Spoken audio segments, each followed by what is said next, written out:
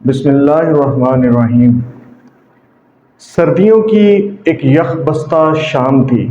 ایک بادشاہ اپنی شاہی سواری پر اپنے محل میں داخل ہو رہا تھا کہ محل کے صدر دروازے پر وہ ایک دربان کو دیکھتا ہے۔ اس دربان نے انتہائی باریک اور گھسی پٹی یونیفارم پہن رکھی ہے۔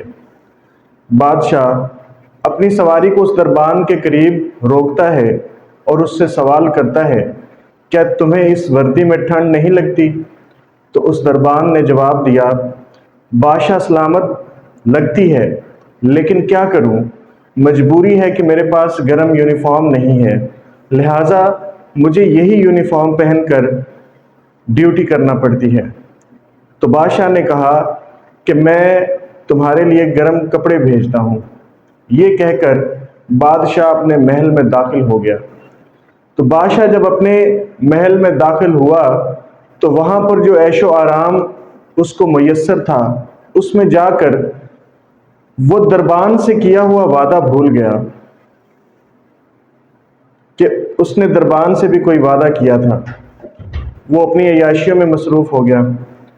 اگلی صبح جب بادشاہ محل سے باہر نکلتا ہے تو اسے دربان کی اکڑی ہوئی لاش ملتی ہے اور اس کے ساتھ اس کی انگلیوں سے مٹی پر ایک تحریر لکھی ہوئی تھی کہ بادشاہ سلامت، میں پچھلے کئی سالوں سے یہی یونیفارم پہن کر ڈیوٹی کر رہا تھا، لیکن رات جب آپ میرے پاس آئے اور آپ نے مجھ سے گرم کپڑوں کا وعدہ کیا تو میں اس امید اور اس آس میں بیٹھا رہا کہ آپ میرے لیے گرم کپڑے بھیج دیں گے، اور اس طرح میں اپنی جان گنوا بیٹھا۔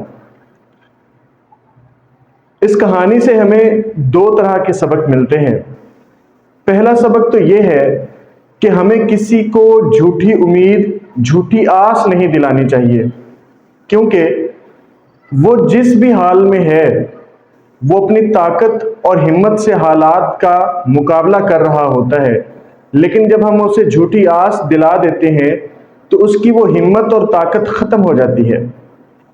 اور دوسرا سبق ہمیں اس سے یہ ملتا ہے کہ ہم کبھی بھی سہارے تلاش مت کریں، کیونکہ یہ سہارے، یہ بیساکھیاں ہمیں اندر سے کھوکھلا کر دیتی ہیں۔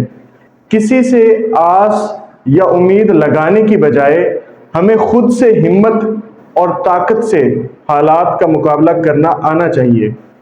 اسی طرح سے ہم زندگی میں آگے بڑھ سکتے ہیں، وگرنہ اس دربان کی طرح یخ بستہ ہواؤں میں یا پھر کسی سرد رات میں ہم بھی مر سکتے ہیں۔ ہمیشہ اپنی طاقت پر انحصار کریں اور اپنے رب سے امید رکھیں، اپنے رب کے علاوہ کسی سے امید نہ کریں۔